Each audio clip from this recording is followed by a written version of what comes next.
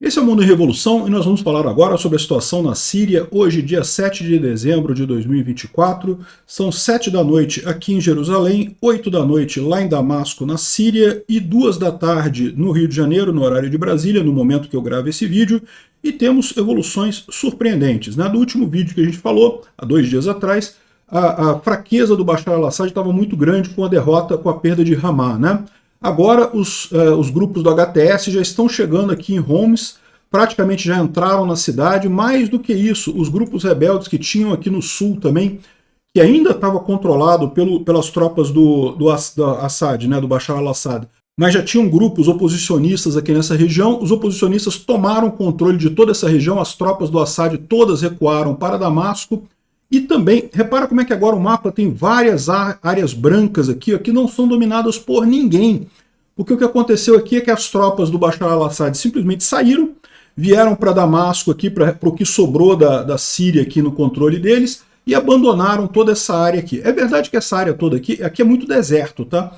Então é muita coisa que realmente não tem nada ali para se dominar no final das contas. Mas isso abre caminho para o SDF dos curdos avançarem por aqui, e também as tropas oposicionistas aqui anti-Assad também que estão crescendo nessa região. Ou seja, a situação aqui é drástica. Já tem relatos em Damasco que já está, os soldados da oposição já estão aqui nos arredores de Damasco, e daqui a pouco também o HTS que está vindo aqui do norte vai chegar aqui em Damasco muito facilmente. Então, muito provavelmente o que vai acontecer aqui é a queda de Damasco aí em algum momento. A gente já está vendo algumas coisas aí muito estranhas, como por exemplo uma entrevista com o líder do HTS. Tudo leva a crer que ele vai ser o novo presidente da Síria, ele vai ser colocado como o novo líder da Síria, ele que está fazendo esse movimento aí principal. O cara se descreve como alguém que já foi da Al-Qaeda, já foi do ISIS, mas que agora é um moderado. Olha, eu espero sinceramente que isso seja verdade, tá? Porque realmente... Enfim, vamos entender o que está acontecendo aqui, falar sobre esses avanços impressionantes, o que se espera. A expectativa é que o Assad já tenha fugido da Síria, tá? Ninguém sabe onde é que ele está, as tropas dele já estão abandonando, já tem imagem de soldados sírios tirando o uniforme, botando roupa civil e fugindo, porque a essa altura é arriscado você vestir um uniforme do exército formal sírio ali na região, A dúvida que o pessoal está e depois que consolidar esse domínio do HTS, o que vai vir a seguir? Vamos falar sobre esses e outros assuntos em detalhes. Essas notícias foram sugeridas por Flamengo Campeão, Karateka Ancap e várias outras pessoas. Obrigado aí ao pessoal que sugeriu notícias lá no nosso site, no visãolibertaria.com. E obrigado a você que está assistindo o nosso vídeo. Se você gosta do nosso conteúdo, por favor, deixe o seu like, se inscreva aqui no canal.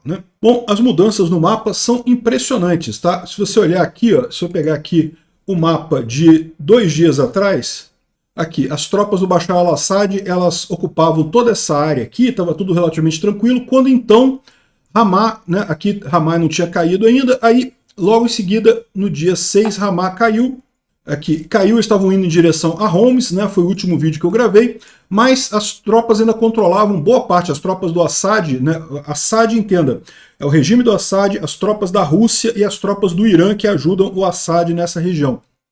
Ainda controlavam boa parte aqui da Síria, E hoje, aqui, a gente já tinha falado sobre sobre os movimentos rebeldes que tem nessa região aqui, que eles ainda estavam aqui, tá? As áreas estavam controladas pelo regime do Assad, mas os grupos rebeldes estavam ali ainda, os grupos de oposição estavam aqui ainda. E bastou esse enfraquecimento do Assad para que eles começassem a reconquistar as cidades, ao ponto que a gente vê. Isso daqui foi ontem, Aqui eles começaram a liberar várias cidades aqui no sul. O que a gente tem hoje, que é essa situação aqui em que há um colapso completo das forças do Assad. Eles simplesmente evacuaram dessa área toda aqui, abandonaram. As tropas curdas avançaram aqui nessa região, também avançaram aqui na região do rio Eufrates, aqui, já tomando várias regiões por aqui.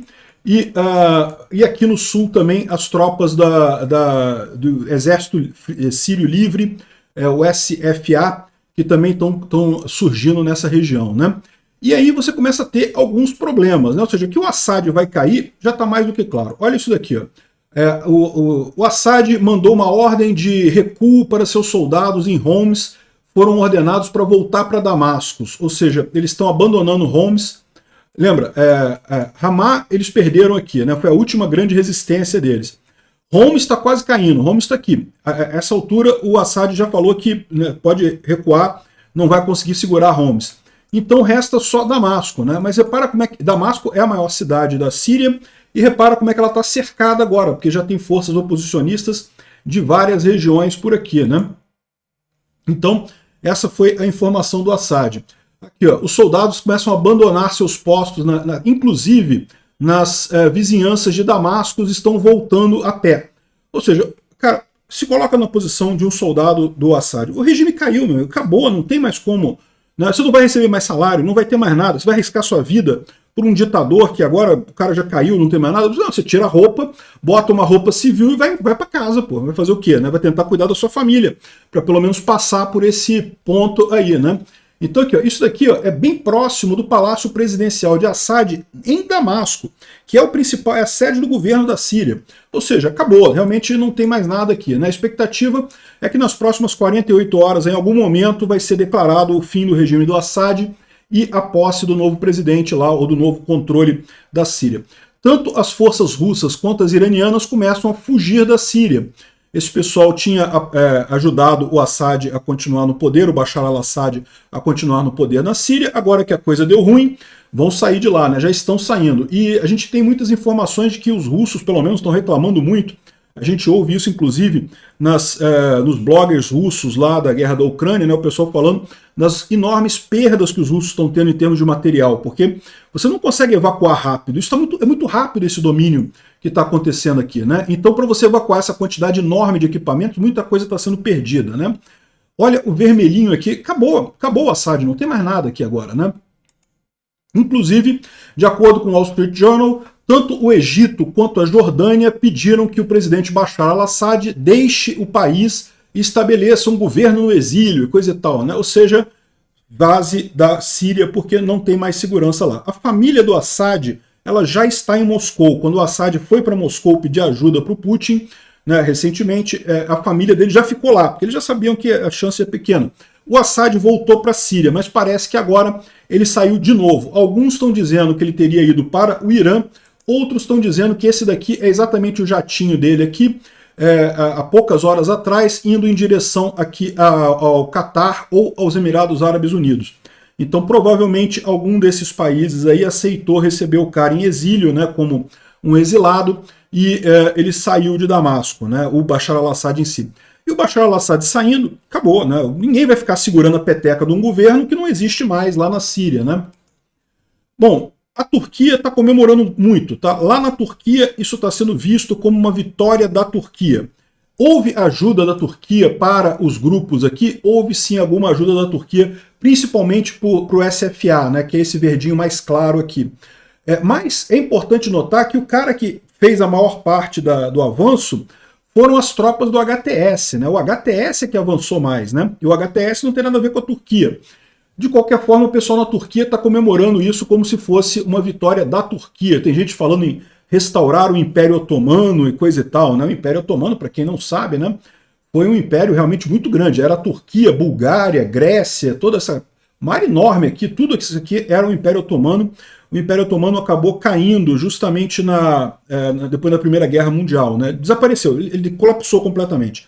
Depois um pedaço dele virou a Turquia, então a Turquia é o herdeiro do Império Otomano, mas é lógico, não é a mesma coisa que o Império Otomano. O Império Otomano era um império, para início de conversa, não era uma república como a Turquia, né? Inclusive, eles tinham um costume muito curioso do irmão matar os irmãos, né? O irmão mais velho matava os irmãos para evitar disputa na sucessão, né? Regime, bom, enfim, curiosidade histórica aí. O fato é que a Turquia está comemorando muito lá, está uma onda de nacionalismo na Turquia, que ganhamos e não sei o que lá, derrotamos o Bashar al-Assad e não sei o que lá, mas lembre-se que não é necessariamente a Turquia que fez isso, tá? A Turquia pode ter tido um papel nessa história, mas o principal grupo lá não tem nada a ver com a Turquia. E tem uma coisa muito estranha nessa história. Por quê? O cara da HTS, o Joulanis, né, esse cara aqui, já está sendo tratado como se fosse o novo presidente, o novo poder lá na Síria. Já está sendo. Isso aqui é uma entrevista para a CNN. O cara está dando uma entrevista para a CNN. Não, eu sou o governo da Síria agora, eu que estou mandando aqui. Não, Bashar al-Assad já era, já acabou, já sou eu que estou mandando aqui, coisa e tal. Bom, é uma coisa meio assustadora, tá? Essa entrevista aqui, o cara fala, ele fala que ele já foi da Al-Qaeda, ele já foi do ISIS, mas que agora ele é um moderado, que ele prega que temos que conviver as religiões em paz dentro da Síria e não sei o que lá. Isso, eu não sei no que acreditar. Eu espero que seja verdade o que ele esteja falando, né? Mas a gente só vai saber mais adiante, porque existe o risco dele estar falando todas essas coisas para conseguir consolidar o governo da Síria, e aí depois começa aquelas coisas todas de Talibã, de proibir mulher de ir na escola, de obrigar todo mundo a usar o hijab, não sei o que lá. A gente não sabe como é que vai ser a coisa, né? Ele está vendendo uma história de que não, eu já fui rebelde, já fui radical, já fui do Talibã, já fui da Al-Qaeda, ele foi da Al-Qaeda e foi do ISIS e coisa e tal, mas hoje eu sou um moderado. Hoje eu quero conviver pacificamente, eu quero governar a Síria de forma pacífica, convivendo todas as religiões e coisa e tal. E a CNN entrevistando o cara, assim, né, como se fosse já o novo presidente da Síria, o novo líder da Síria, né, assim. A minha impressão é que isso tem alguma coisa armada por trás, entendeu? Eu não sei se é verdade, isso, mas parece que tem algum jogo de forças por trás disso daí, voluntário ou involuntário, né? Caiu Palmira. Palmira é essa cidade aqui, bem no meio da Síria, aqui, ó, Palmira. Essa cidade aqui é uma cidade anciã, uma cidade muito bonita historicamente, né? Tem vários contextos históricos, vários palácios aqui, coisas da época, né? Muito antiga e tal. Mas também é o lugar onde tinham os mísseis, os principais mísseis ali, né? Aqui, ó. Canais de Telegram russos reportam que os rebeldes sírios capturaram um depósito de mísseis em Palmira. Ou seja, a situação está realmente crítica ali, né? Acabou completamente, não tem. Isso aqui era uma base russa, Palmira, era uma base russa importante, bem no centro da Síria, e já não tem mais, né? Outra coisa importante a gente ver é como é que vai se comportar o ISIS, tá? Essas áreas pretas aqui são ainda locais que são dominados pelo ISIS, que é um grupo terrorista muito sério aqui. Vamos ver se eles vão continuar, se eles vão conseguir crescer nessa ausência do Bashar al-Assad, o que vai acontecer. O que a gente espera é que as forças dos curdos aqui, eu já falei para vocês, os curdos aqui são os mais bonzinhos nessa história, são os curdos, é o amarelinho aqui. Então tomara que os curdos consigam avançar e passar a dominar essa região que foi abandonada pelo Bashar al-Assad aqui. Eles já estão dominando cerca de 40% do território da Síria. É a melhor alternativa nessa história, né? Enfim, e aqui, ó, o governo sírio transferiu o controle de várias cidades ali na região de Al-Bukamal para o SDF. Ou seja, essas cidades todas que estavam aqui, ó, o rio Eufrates era o rio que fazia divisa entre as tropas do governo do Bashar al-Assad e das forças curdas, né? Os curdos tomaram Al-Bukamal, que é essa cidade aqui, é muito importante aqui, e outras cidades aqui na região também, né? Mas lembra, ainda tem alguma resistência das forças verdinhas aqui, que é o SFA e o HTS nessa região aqui, né? Então, e tem o ISIS aqui. Cadê o ISIS? Por enquanto a gente não está ouvindo falar deles. Tomara que a gente continue não ouvindo. Tomara que isso aqui seja só coisa legada, que nem existam mais tropas do ISIS aqui, né? Mas é mais um complicador nessa história. Um outro complicador dessa história é que os rebeldes sírios chegaram na fronteira com Israel, né?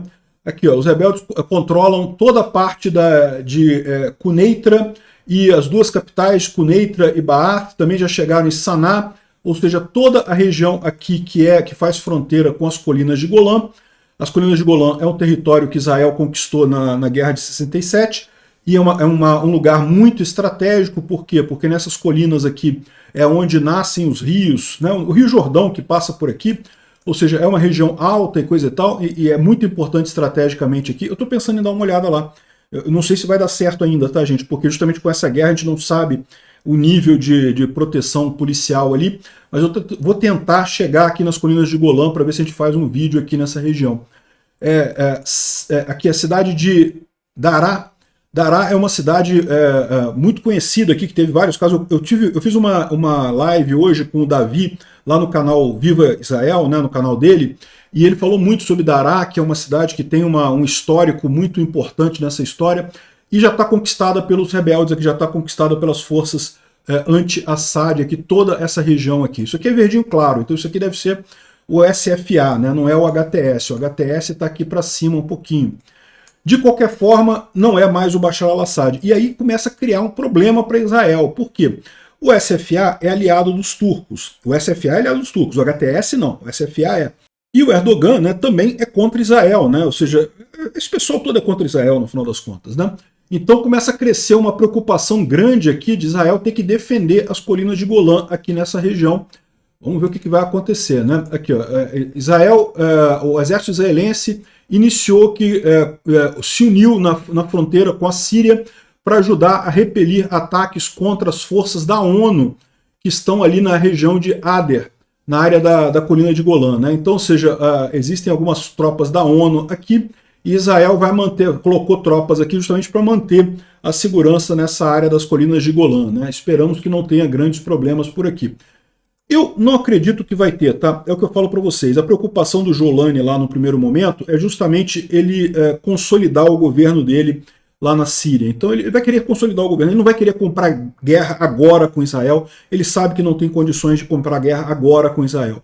A preocupação é mais adiante, né? Depois que ele já tiver consolidado o governo, depois que já estiver governando a Síria, pode ser que aí ele ataque as colinas de Golã, existe essa possibilidade, infelizmente, né?